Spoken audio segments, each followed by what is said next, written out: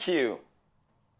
Well, there are many questions that we have to ask today. There's so many situations involving this current dilemma we are in Nigeria, but really, who and what is responsible for the increase in the pump price as we have seen in the last couple of days? Is it the market forces, as Mele Kyari has stated it as, or are there other extraneous circumstances that we ordinary Nigerians might not be aware of? Well, I can tell you straight away that the entity responsible in this context is the government. And as far as I am concerned, is the government. And as I speak to you right now, I can tell you with all amount of confidence, and quote me for that I said, as far as economic recovery is concerned, as far as energy security is concerned, Nigeria is on the wrong trajectory. Nigeria is on the wrong track. And if we continue at this rate, the Nigerian economy will grind towards the cliff edge and will collapse into the valley. I am saying this and I said, quote me, and I will give you my reasons in the course of this discussion. But let me tell you this. As far as I'm concerned, I have been monitoring the chronology of errors on the side or on the part of our political and economic leaders. And when the errors became so many, I then started noticing some level of consistency in the errors. And after a while, the only conclusion I arrived at was to graduate these errors to deception. And I have no, honestly, apologies for that. It's very, very clear that we have economic vampires, we have economic marauders, and we have economic traitors on the part of crystallization that should really bring Nigeria out of the woods. I'm telling you this because as we speak right now, I'm happy we have a new sheriff in town. But like probably a week before we got the new sheriff in town, or at the twilight of the immediate past government, many of us knew that subsidy has been removed on the price of diesel. And the only thing we noticed was the collapse in strategic industrial sectors, strategic commercial sectors, and strategic domestic sectors. We noticed that it was very clear that subsidy was removed on the price of aviation fuel. The only thing we noticed was massacre in the aviation sector, cancellation of flights and continuous and mass delays. We didn't benefit anything. Subsidy was also removed on the price of kerosene. At the twilight of the exit of the immediate past government, some of us advised the incoming government that there was only one product remaining. And we made the government to understand that the economy of Nigeria was already prostrate. Nigerians were already groaning. Individuals and corporate citizens were in pains. And we said the only product that was remaining was PMS. And we were going to appreciate it if the government understood the concept of subsidy and didn't remove it.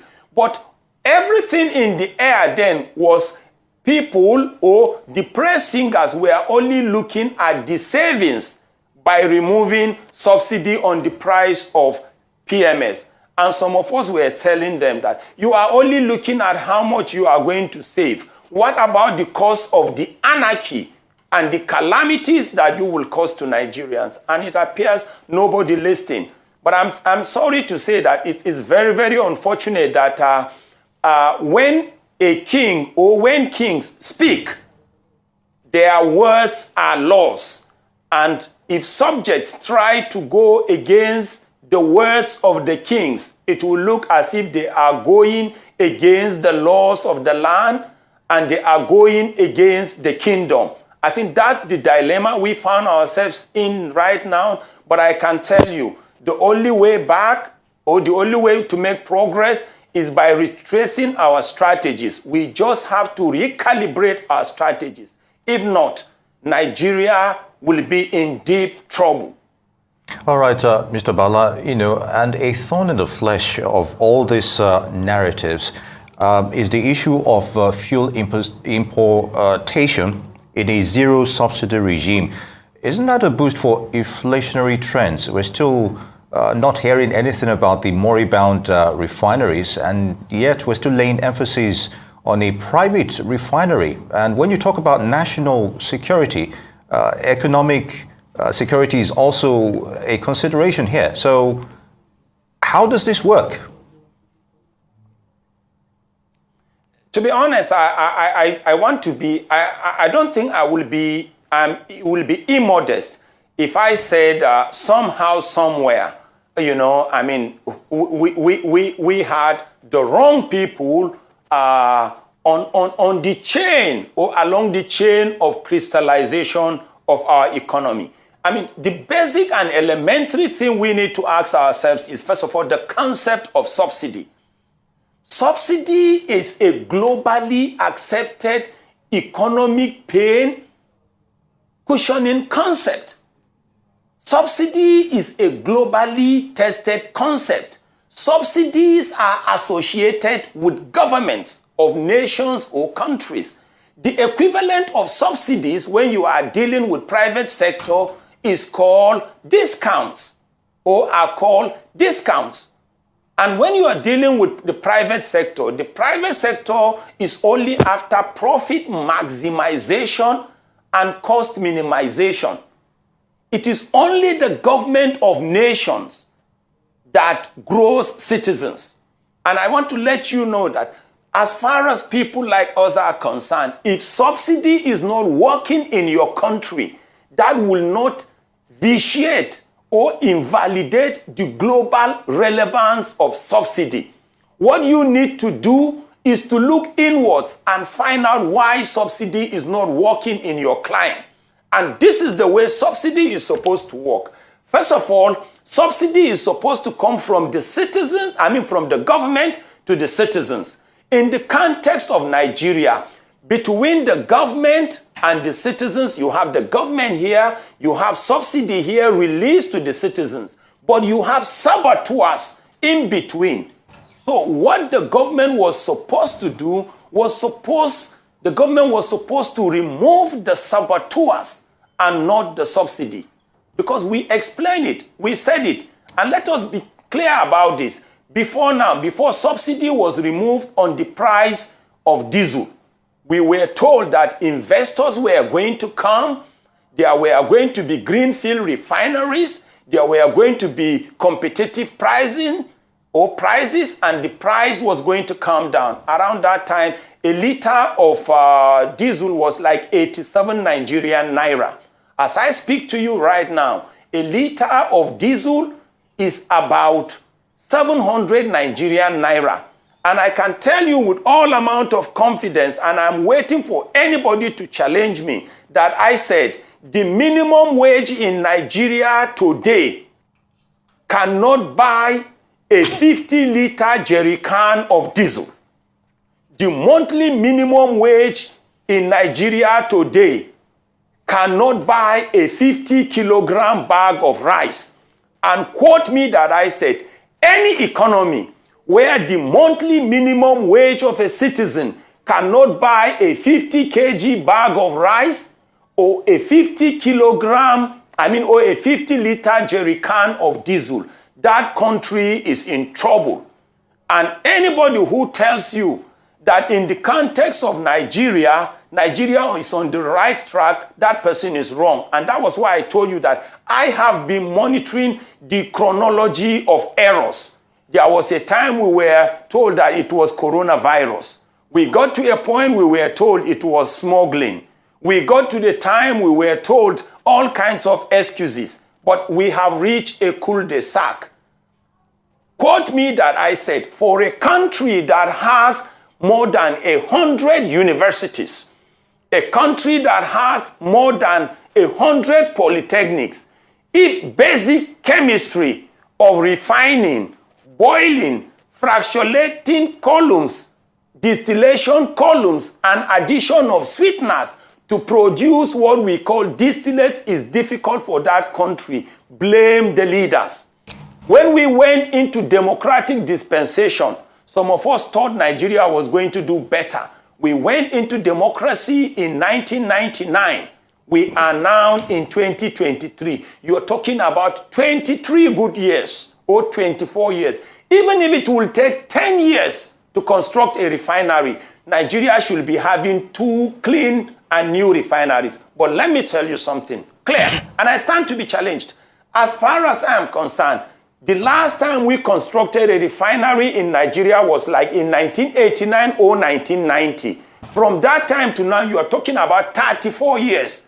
The current generation of leaders didn't find it necessary to maintain the refineries that they inherited. They didn't find it needful to even construct new ones. We didn't need anybody to tell us that we were going to run into energy crisis. And it is a bit shameful, in fact, very shameful, that as we speak today, Nigeria will be relying on imports, knowing that we have a weak currency, knowing that we are an emerging nation. Some of us knew that once we removed the subsidy on the only remaining product, it was going to be a question of time. Our currency will be devaluated, and it has been devaluated. The next thing we are likely to see is that the Nigerian naira will be redenominated. And what that means is, before you know, we will be asked to have 2,000 naira notes, 5,000 naira notes, 10,000 naira notes, and they will wipe away the smaller notes. Another thing that will happen is we will be forced to open our borders, and Nigeria will become a dumping ground. At that time, we don't need anybody to tell us that we have been reduced to a country of melancholies. Wow, this is a very dire analysis of the situation, but honestly, no lies told there. This whole situation has been described by individuals as us having the goose that laid the golden egg, and us eventually mismanaging that goose and killing him, and no more golden eggs as we see as the situation is now. With the way that things are going, you've laid out very dire steps of what could possibly happen. Will the price of petrol at the pumps still increase? Is this the last that we have seen of it temporarily? Or do you expect that it would be sharply shooting up in the next couple of weeks? And also, do you think there's some suggestions that there might be a supply issue? If you have any information on that at all, is this part of what is fueling this crisis? Well, you know, in Nigeria, we are a religious country. So permit me if I say, may God bless you for that question. You know, we are talking about just the downstream sector of the Nigerian oil and gas industry. We are also experiencing serious calamities in the upstream sector of the Nigerian oil and gas industry. Because like I speak to you now, quote me that I said, in the whole of Nigeria right now, we don't have up to 15 active drilling rigs. And if we don't have up to 15 active drilling rigs, we don't need anybody to tell us that we are not going to be able to meet up with our OPEC production quota.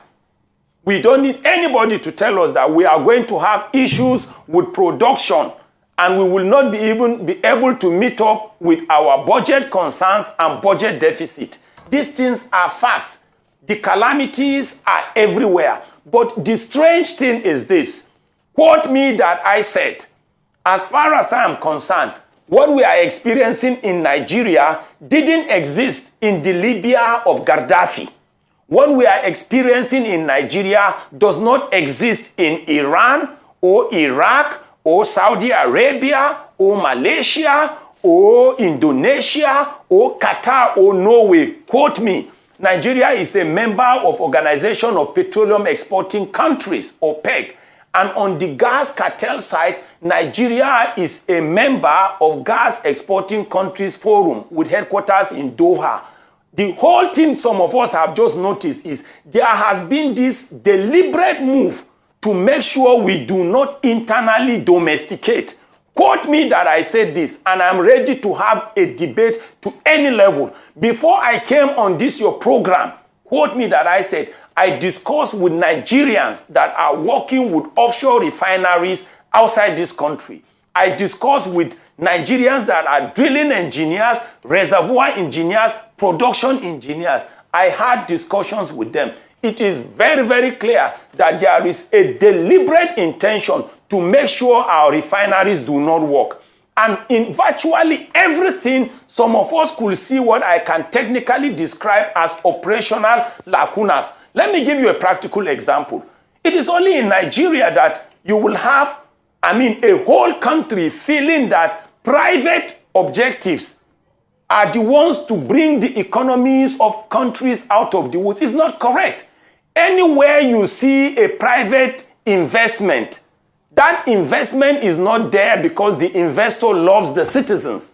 The investment is there because that investor has carried out his or her feasibility studies and felt that it is there that they are going to maximize profit and minimize cost. I'm sorry, let me digress and say something about Dangote refinery.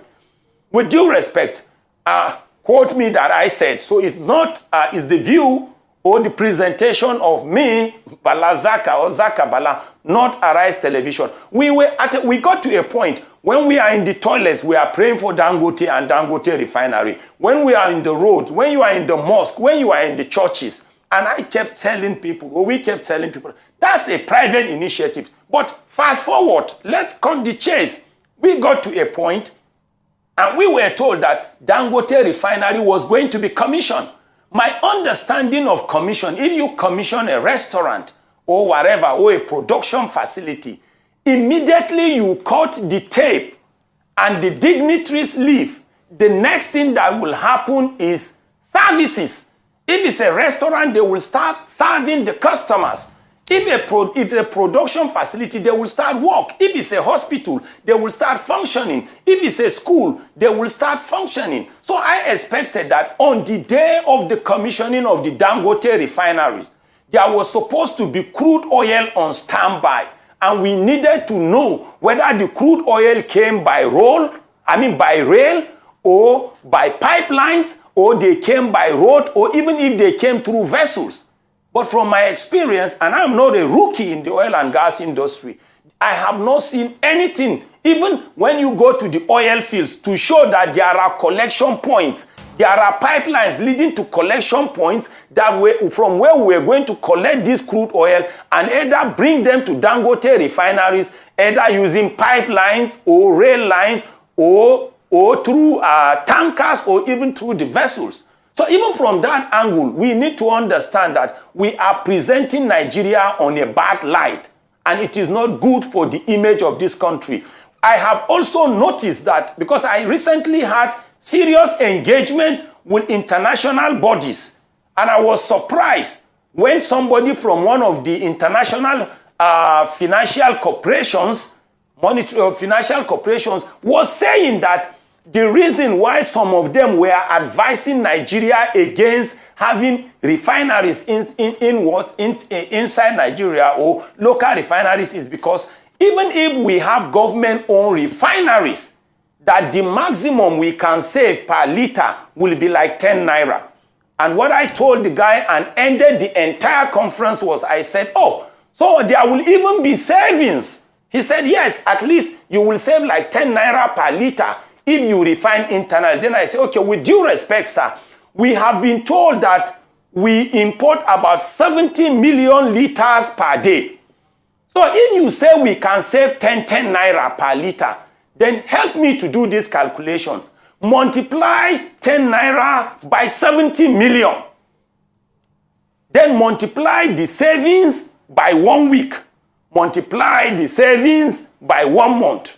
Multiply the savings by 1 year. It's very clear that Nigeria will come out of the woods. it has been clear, like I told you, there have been chronologies of excuses. We couldn't manage coal very well. Before we knew, we got to crude oil.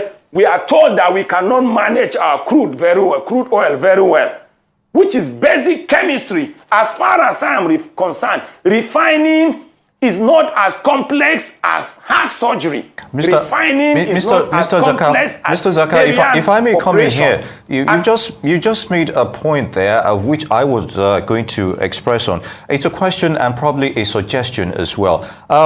What happened to the much touted modular refineries, and could they offer a lifeline in a zero subsidy scenario?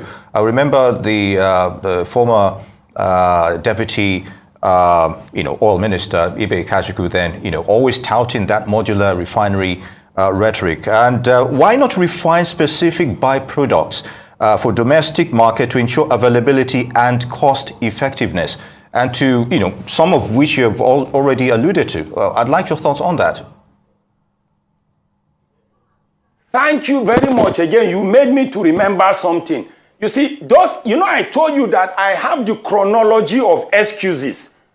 But when the excuses became consistent, and I knew they were all erroneous, and we thought there was going to be a change, I now graduated the excuses now to deception.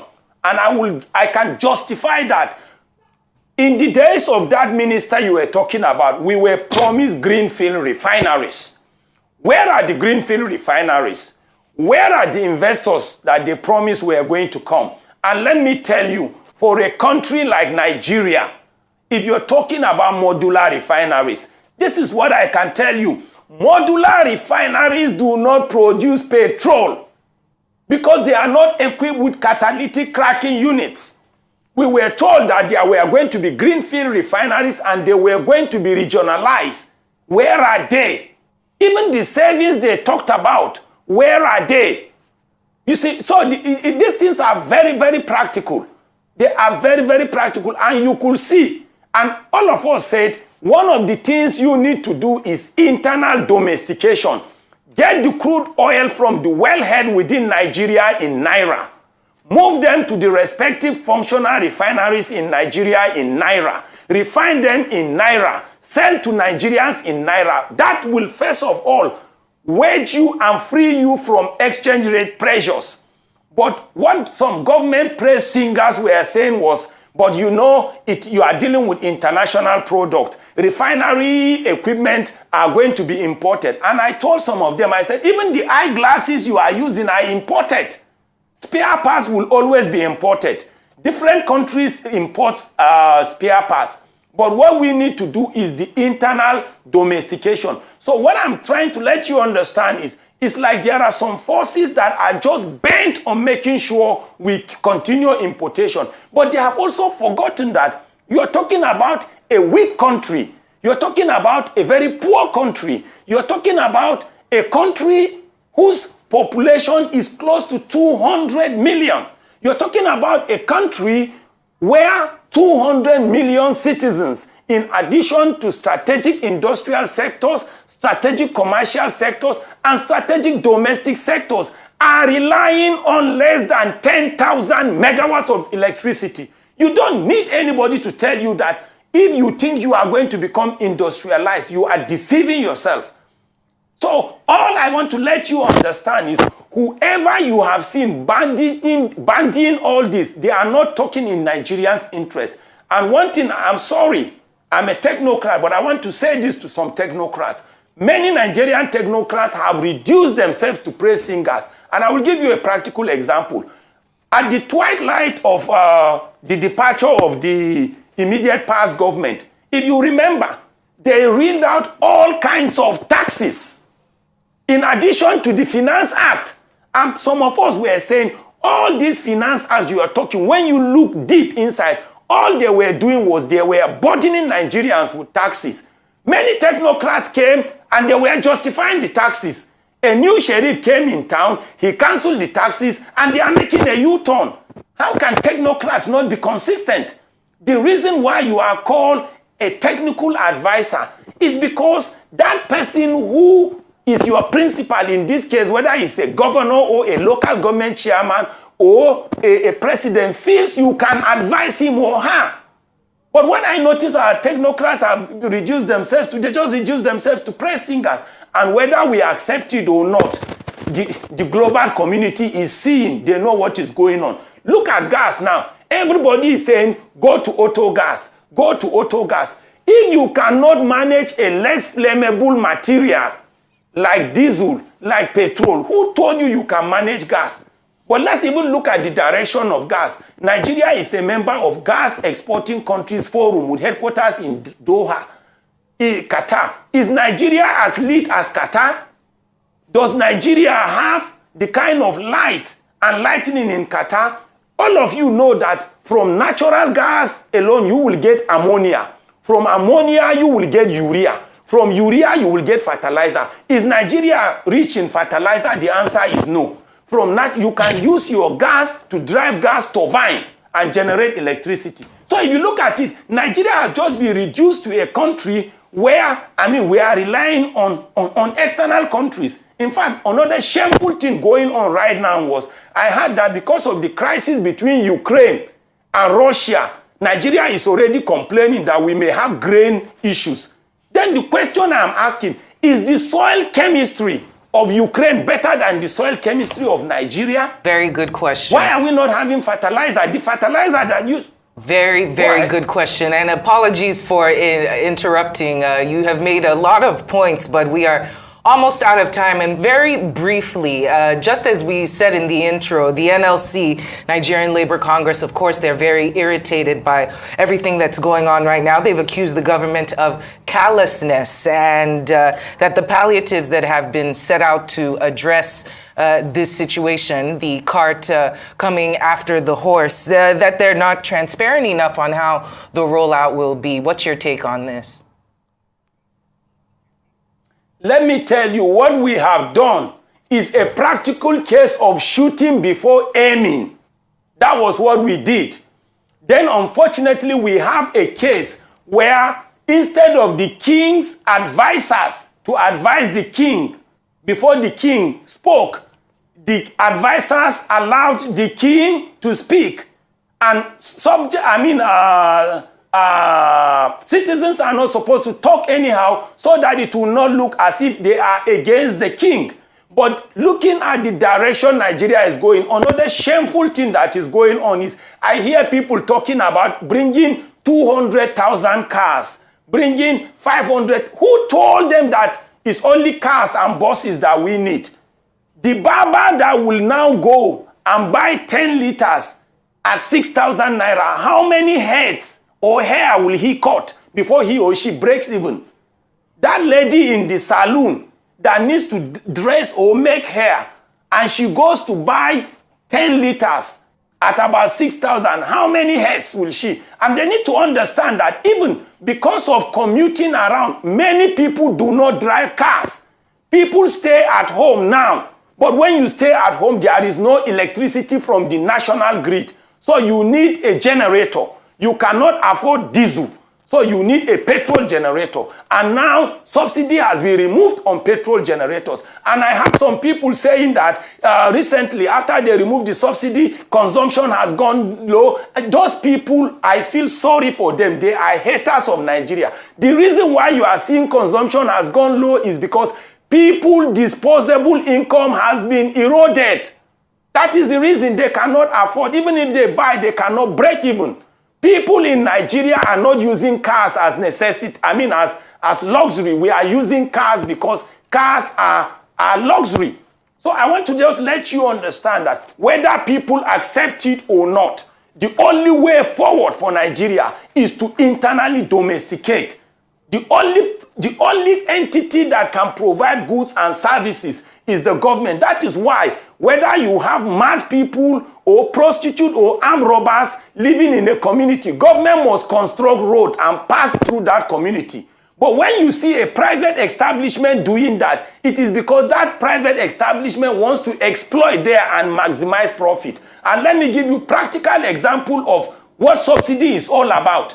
The only reason why you have public universities, polytechnics, and secondary school is because government needs to provide subsidy in education.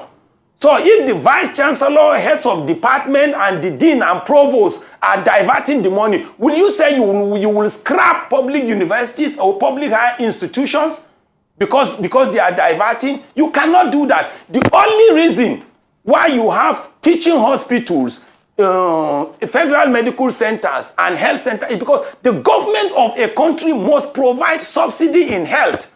So if chief medical director and some nurses and doctors are stealing drugs, you will say the next thing, you will scrap public hospital, because that was what they did. We are talking about subsidy in energy. And just like the military, quote me that I said it wasn't the Nigerian military that killed Shekau. So because some of the generals and commanders are diverting funds, then you say you scrap security agents and let everybody have go to private schools or private hospitals or have private security, because that was what they did. And I quote me that I said, many people don't know the difference between deregulation and privatization. They cannot tell you the difference between liberalization and commercialization. And that is what we have been reduced to.